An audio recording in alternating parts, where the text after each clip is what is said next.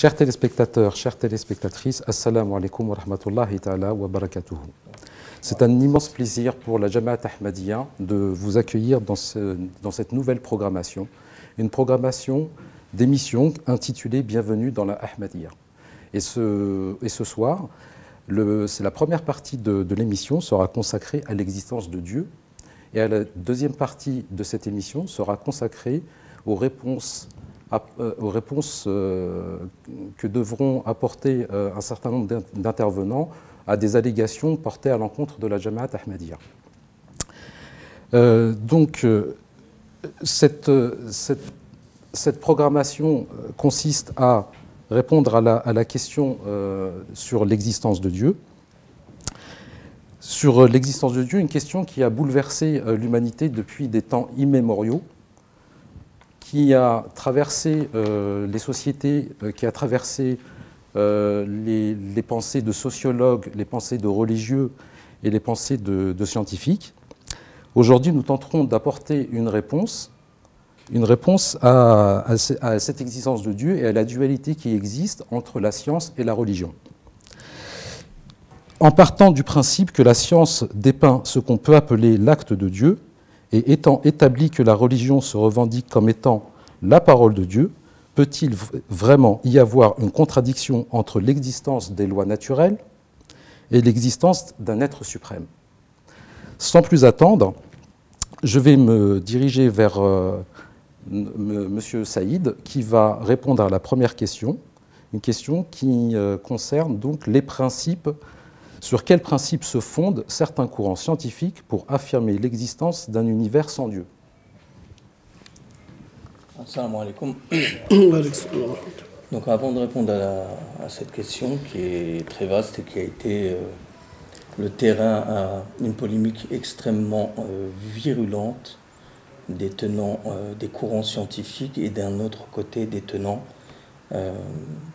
des textes religieux dans leur généralité, et en particulier dans les nations chrétiennes donc, et en Occident, l'Église, toute Église confondue, donc l'Église catholique et l'Église protestante, ont participé à ce débat qui divisait grandement l'ensemble des nations et l'ensemble des époques aussi. Alors on va faire un peu d'histoire, parce qu'il est important qu'on revienne un petit peu à l'histoire. Ici, effectivement, certains courants scientifiques donnent l'allégation que Dieu, cet univers ne peut être le fruit d'un architecte bienveillant et doué d'une intelligence dans laquelle il a propulsé donc cet univers, et il a dirigé les lois de cet univers dans une certaine direction. Alors si on regarde en fait dans l'histoire chrétienne et dans l'Europe, pour ce qui nous concerne, on voit qu'effectivement il y a une fracture entre les religieux et les scientifiques dès le début de la Renaissance. On connaît bien l'épisode de Galilée, on connaît l'épisode de Copernic, et on voit bien quelles étaient les controverses et les difficultés pour un scientifique d'imposer une vue par rapport à une observation, une expérimentation qu'il aurait faite. Donc ça a commencé avec ça, avec des dogmes bien figés dans l'Église catholique en particulier, à savoir ce qui est contenu d'abord dans la Genèse était la preuve qu'on ne pouvait pas comprendre le monde autrement que par le prisme de la Bible. Et ce que nous dit la Bible, il y a deux choses sur lesquelles s'appuie, donc on va revenir là-dessus, les créationnistes, qui est un courant qui est venu bien après, donc la Renaissance, et qui est, on va dire, la conséquence de ce qui s'est passé comme fracture entre l'Église catholique et les intellectuels des Lumières. Lorsqu'on regarde en fait ces deux points, on va comprendre qu'effectivement, c'est là en fait que tout est parti, toute la controverse a démarré. La controverse a démarré avec la croyance que Dieu a créé Adam en une fois, sans y rentrer un quelconque concept d'évolution. La deuxième chose et le deuxième argument qui enferme donc les religieux dans cette croyance, c'est la notion de création de l'univers en 6 jours qui empêche le religieux, quand on s'arrête sur cette conception littérale des choses, empêche le religieux de l'époque de comprendre qu'il y a une évolution dans le monde. Donc ça, c'est la toile de fond sur laquelle est né le créationnisme et sont nés ces courants scientifiques qui ont amené, on le verra plus tard, à l'athéisme le plus prononcé, le plus suprême, je dirais. Et l'antithèse du créationnisme, c'est? Alors, le créationnisme est né... le créationnisme, il faut définir ce qu'il est. Il est né en 1860. Le créationnisme, en fait, c'est tout basé sur les textes religieux. C'est-à-dire faire en sorte que la notion de Dieu créateur ne soit pas expurgée de l'univers qui nous entoure. Sauf que ici, les tenants du créationnisme n'apportent pas de solution. C'est pour ça que justement les tenants de la théorie de l'évolution, eux, sont dans une logique de combat pour contrecarrer les idées créationnistes, dans le sens où il ne peut y avoir de Dieu parce que vos croyances ne collent absolument pas à l'observation qu'on peut faire dans le monde, toujours en gardant à l'esprit ces deux notions et ces deux arguments qui sont la création de l'homme en une fois, un être complet en une fois sans concept d'évolution, et la création de l'univers en 6 jours.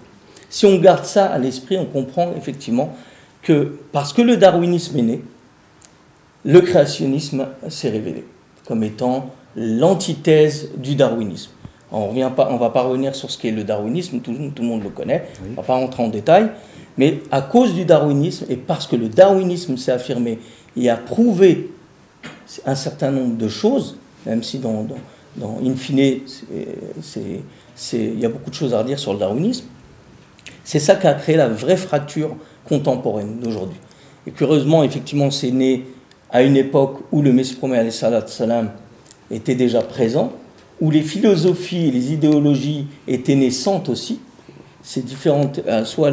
Vous avez des gens comme Cuvier, par exemple, qui étaient des partisans du transformisme. C'est une autre forme de transformisme, en fait. C'est-à-dire une espèce qui se transforme en une autre espèce, qui part d'une origine et qui se transforme avec le temps, après un passage plus ou moins long. L'idée de l'évolution dite autrement, quoi. Voilà. Donc les découvertes scientifiques et la poussée de l'avance technologique et scientifique a amené les scientifiques à prouver, dans un premier temps, que la théorie de l'évolution n'est absolument pas à remettre en cause. Et donc, parce que l'évolution n'est pas à remettre en cause, le concept de l'existence de Dieu ne peut pas être juste, parce qu'il se base toujours sur le principe que les religieux n'ont absolument aucun argument tangible pour prouver l'existence de Dieu. Si je peux me permettre de rajouter une chose. Je vous en prie, au Marseille. C'est vrai que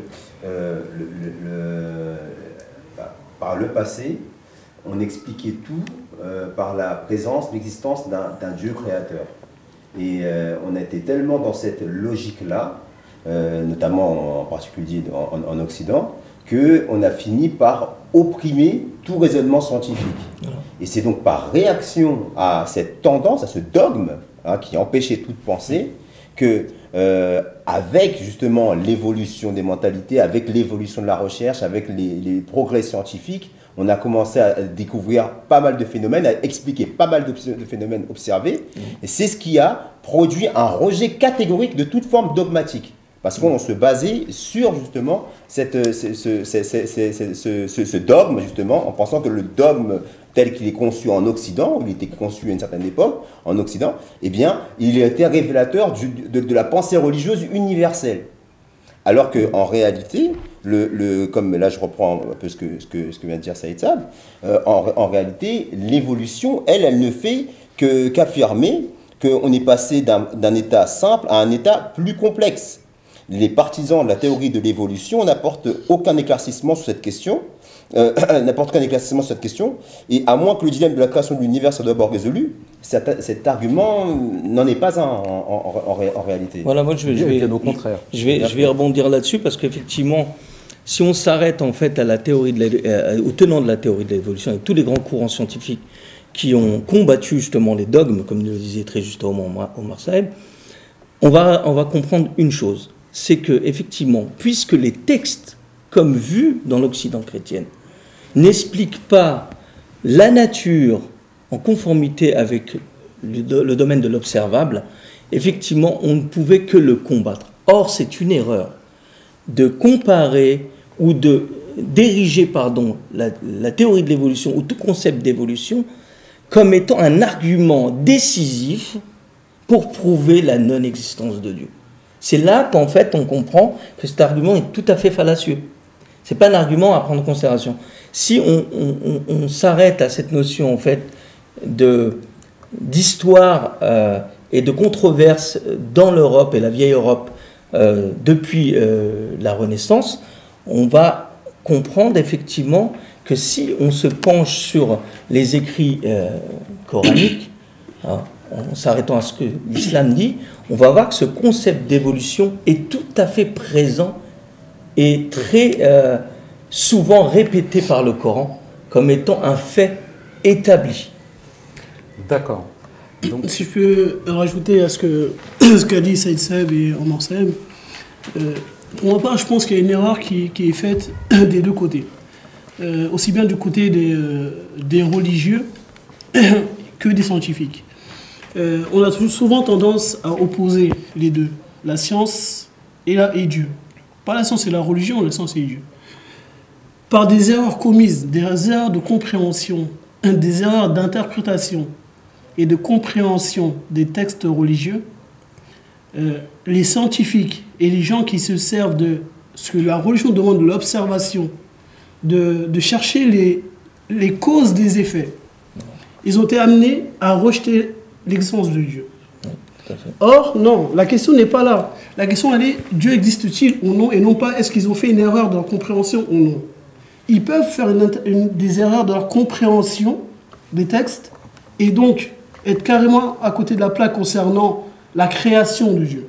Les scientifiques qui ont une certaine rigueur dans leur démarche, à savoir, chaque effet a une cause. C'est ça le but, c'est ça la science. C'est chercher les causes des effets. Et la théorie de l'évolution, elle ne fait que rechercher les causes. Si on prend cette rigueur scientifique, qui consiste à chercher toujours les causes des effets, un exemple, si on arrive dans un endroit où on voit, comme l'avait fait que j'ai oublié le grand scientifique, je pense que c'était Newton, concernant les planètes. Il avait fait construire par un joaillier une maquette miniaturisée du système solaire. Et un ami avec qui il discutait, qui avait rejeté, qui était athée, qui a rejeté l'existence de Dieu, quand il l'a invité à venir chez lui, quand il a vu cette maquette, il lui a posé la question, qui a fait cette chose? Il lui a dit personne. Il dit, en gros, arrête de te foutre de moi. Qui l'a fait? Il lui a dit, tu vois cette chose, c'est telle personne qui l'a fait. Et c'était une grande personne, un grand architecte. Il lui a dit, cette chose n'est que la maquette de ce système. Beaucoup plus complexe. Beaucoup plus complexe. Et tu refuses, avec un raisonnement scientifique, de reconnaître qu'il y a une cause et qu'il y a un créateur à cela. En vérité, c'est ça la rigueur scientifique. Et une question pour résumer l'ensemble de toutes ces interventions, pour permettre à ceux qui nous regardent de bien nous suivre dans le progrès et l'évolution de nos propos. Si j'ai bien compris, on a donc une religion qui propose une réponse au mystère de l'univers, non pas par le raisonnement et la recherche et l'observation, mais plutôt par une attitude contemplative, de l'émerveillement face à la création, sans faire forcément intervenir la raison. Et de l'autre côté, on a un mouvement qui est apparu, à la Renaissance, qui a fait naître donc la raison comme étant le moyen par lequel on peut aujourd'hui répondre à des questions qui sont demeurées mystérieuses jusqu'à présent.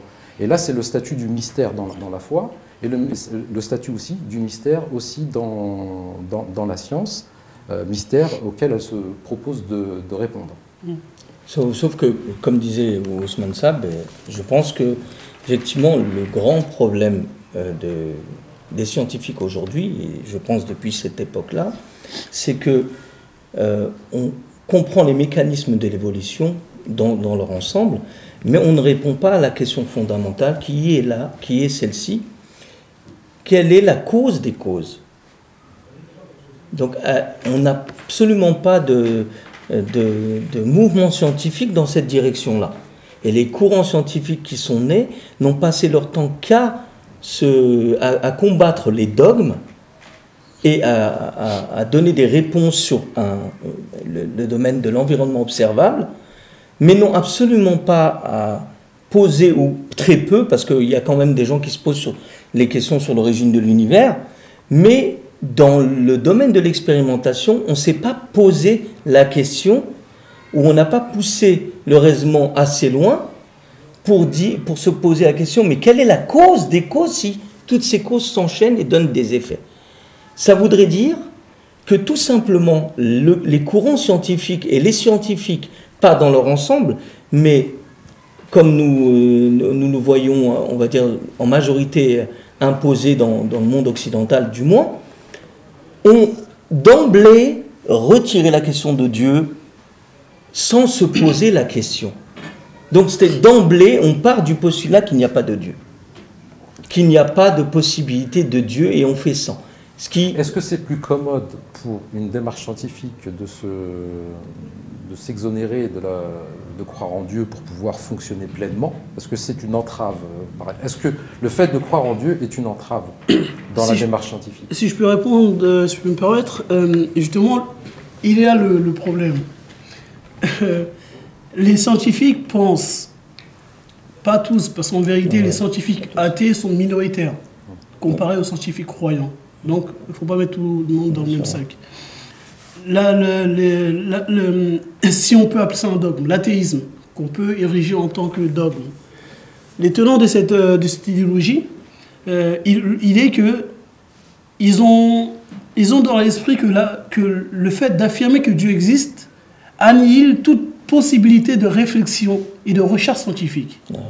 Or, c'est totalement erroné. Comme Saïd Saab l'a expliqué à l'époque du Moyen-Âge, il était vrai que les religieux empêchaient la réflexion et empêchaient toute découverte en pensant qu'elle irait contre leurs croyances et leurs livres. Sous même peine de se retrouver sur le bûcher. Sous le bûcher, brûlé ou excommunié. Excommunié, d'accord? Or, Dieu n'est pas contre la science. Dieu a créé les lois, Dieu a créé le système de causalité. Dieu est l'ultime cause de toutes les causes. La différence, elle est là entre les religieux, les scientifiques croyants et les scientifiques non croyants, les religieux et les athées. Nous ne disons pas que la science est erronée. Nous ne rejetons pas les découvertes scientifiques. Nous ne remettons pas en cause la démarche scientifique. Mais nous disons simplement, comme ils le disent à travers le système de l'évolution à partir du Big Bang. À partir du Big Bang est né le temps, l'espace et le temps. Mais on ne dit pas qu'est-ce qu'il y avait avant le Big Bang. Donc la religion répond à cette question. Ce n'est pas pour empêcher les scientifiques de continuer à réfléchir, non. C'est pour combler justement ce manque. Ce manque. Et nous ne le disons pas. Les religieux ne le disent pas d'eux-mêmes. Dieu lui-même s'est révélé comme étant la cause, l'ultime cause de toutes les causes. Alors, donc l'attitude aujourd'hui athéiste qui consiste à s'appuyer sur des hypothèses, bon, il y a des faits qui sont pour l'instant avérés, dont on est sûr, des lois qui ont permis de faire progresser le domaine de la physique et qui ont permis de grandes avancées, de grandes créations. Mais pour certaines personnes, en tous les cas qui s'estiment être athées, s'appuient encore aujourd'hui que sur des hypothèses, uniquement sur des hypothèses. Est-ce que justement cette attitude, est-ce qu'elle est là est-ce qu'elle elle respecte quelque part cette démarche scientifique, cette position athée? C'est une très bonne question parce que là, ça en revient à définir qu'est-ce que le fait scientifique, qu'est-ce que le fait avéré scientifiquement. Un fait avéré scientifiquement, c'est un fait qui a été d'abord observé et qui a été vérifié de manière empirique et qui a reçu le consensus de la communauté scientifique. C'est ce qu'on appelle un fait avéré scientifiquement. Sinon, ça reste une hypothèse. Donc, par définition, dans la mesure où il y a des scientifiques croyants et des scientifiques non croyants, il n'y a pas de consensus concernant l'inexistence de Dieu. Donc, par voie de conséquence, Dieu existe. Mais en fait, ce qu'il faut bien comprendre, c'est que la loi de l'évolution, contrairement on ne peut pas l'utiliser comme un argument contre l'inexistence de Dieu, bien au contraire. Pour quelle raison? Parce que le Saint-Coran corrobore justement les découvertes faites dans le cadre de la loi de l'évolution.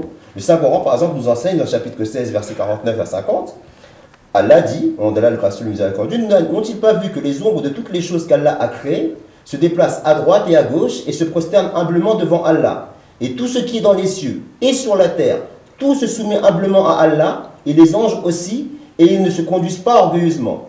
Autre part, il dit, et ils n'avons pas créé par jeu les cieux et la terre, et tout ce qui se trouve entre les deux. Un grand écrivain de la communauté musulmane, Ahmadiyya, a écrit à ce sujet-là, la théorie de l'évolution corrobore totalement ces versets, puisque les tenants de cette théorie prouvent en outre que rien au monde ne sert à rien ou est superflu. Au contraire, chaque chose évolue dans sa sphère et a un usage particulier. Chaque chose a sa raison d'être en propre et en interaction avec les autres éléments de la création. La science explique le comment des lois et non le pourquoi. Vous voyez que cette affirmation-là, elle vient complètement corroborer la déclaration coranique. Donc loin d'être un argument en défaveur des croyants, cette loi de l'évolution ne fait qu'affirmer, qu'exprimer ce que l'islam dit déjà depuis maintenant plus de 1500 ans, à savoir que derrière cette création, il y a un être extrêmement intelligent qui a mis en place des lois complexes qui régissent cet univers. Si je peux rajouter pour une parole pour représenter un peu la pensée athéiste, il y a un grand chercheur, un grand scientifique américain qui s'appelle William Craig et qui a participé aux recherches sur le Big Bang. Il est athée, il n'est pas croyant. Il dit je vais vous citer, je cite, dans le livre Cosmos and Creator, Origin and Design, printemps 96, c'est un magazine, il dit, en réalité, étant donné la vérité de la maxime ex nihilo fit, rien ne vient du néant, le Big Bang nécessite une cause surnaturelle. Puisque la singularité cosmologique initiale représente le départ de toutes les trajectoires de l'espace-temps, il ne peut y avoir la moindre cause physique au Big Bang. La cause doit plutôt transcender l'espace physique et le temps. Elle doit être indépendante de l'univers et incroyablement puissante. De plus, cette cause doit être un être doté de libre arbitre. La cause de l'origine de l'univers doit être donc un créateur qui, avant l'existence, a initié la création par son action libre. Et je terminerai par un verset coranique qui vient appuyer l'explication de ce grand chercheur, où Dieu dit dans le chapitre 21, les prophètes, verset 30, au nom d'Allah le gracieux miséricordieux, il dit, ceux qui m'y croient, ceux qui n'ont pas cru, les athées, n'ont-ils pas vu que les cieux et la terre formaient une masse compacte?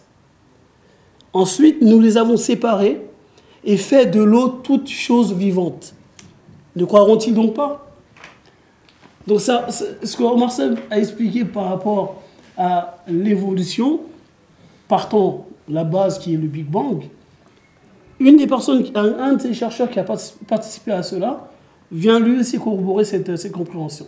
Donc, si on revient à la rigueur scientifique, la question n'est pas, c'est pas les croyants qui doivent se justifier. En vérité, c'est une erreur. Les croyants n'ont pas à se justifier de vouloir prouver aux gens que Dieu existe. Ce sont les athées qui doivent nous prouver que Dieu n'existe pas. Si on prend la rigueur scientifique, si on prend la démarche scientifique, on recherche les causes. Il n'y a aucune chose qui existe qui n'a pas une cause. Rien, rien, rien. Même la personne la plus intelligente au monde le reconnaîtra.